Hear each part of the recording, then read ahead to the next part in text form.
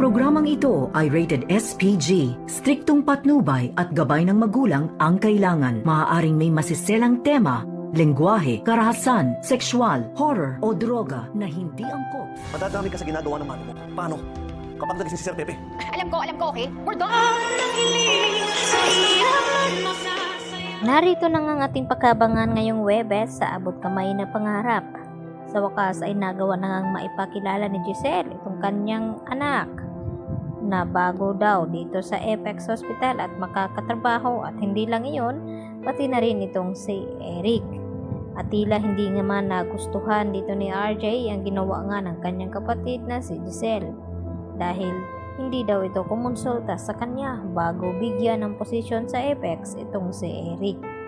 At hindi nagtagal ay pumasok na rin dito si Eric sa conference room kung saan nag-uusap itong dalawang magkapatid. At dito naman na sinabi ni Eric sa kanila na qualified naman daw itong si Eric sa ganong posisyon dahil sa may hinahawakan daw siyang ospital sa Amerika.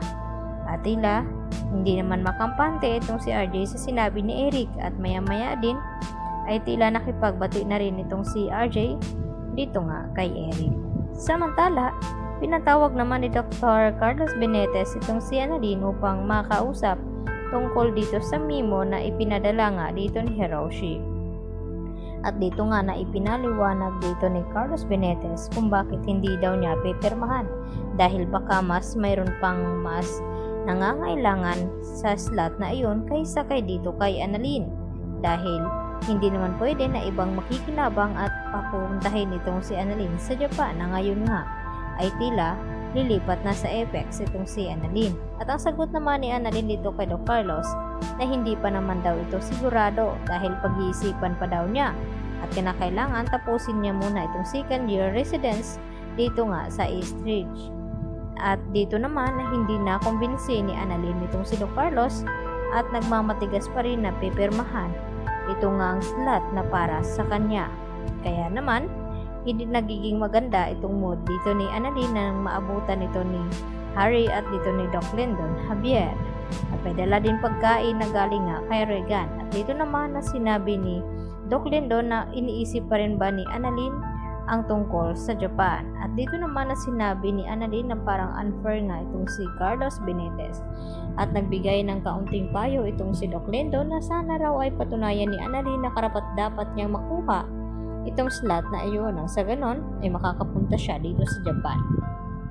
Sa kabilang banda ay mayroon namang operasyon dito nga na nagaganap sa East Ridge, at ang inasahan itong si Doc Lyndon Javier at itong si Annalyn. At nang papasok na nga ang mga ito ay dito naman na sinalubong sila ng mga kasamahan din at sinabi na hindi daw sila qualified na pumasok sa loob, at silang dalawa ni Doc Lyndon Javier at itong si Annalyn. At ipinagtataka naman ni Annalyn na kung bakit at hindi na rin nasagot ng kasamahan nito.